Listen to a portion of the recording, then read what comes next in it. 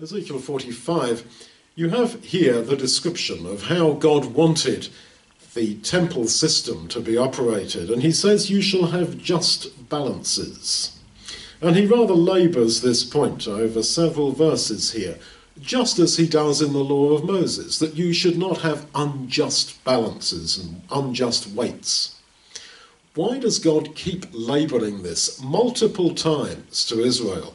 Do not have unjust balances. Well, idea was that you were selling, let's say, your potatoes or whatever you were selling, or your wheat, and you said, right, you want to buy a kilogram of that? Okay, I'll put my 1 kilogram weight here, and I will put my, let's say, potatoes on the other scale and on the other part of the balance, and yes, when it's equal, then you know you've got 1 kilogram. Give me the money, please, for 1 kilogram of potatoes. But if you slightly rigged your supposed 1 kilogram weight, well, it meant that you got away with actually putting a bit less of your produce on the other balance. But of course, to make it look credible, you could only tweak it just a little bit.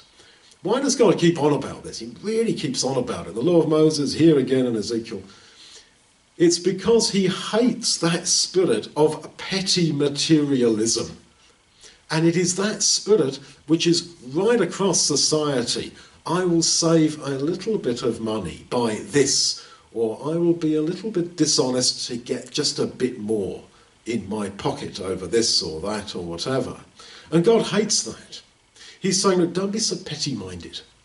There are glorious, far more weighty realities in life. You have eternity in front of you, with me, living in glory forever and ever and ever and ever. You're just going through 1 little millimetre in this life compared to the eternal long line of God's kingdom. Look, if that's how it is, don't be so petty-minded. This life is not all that you've got. Don't spend your mental energy trying to somehow scheme to just get a tiny little bit of extra physically, materially for yourself in this life.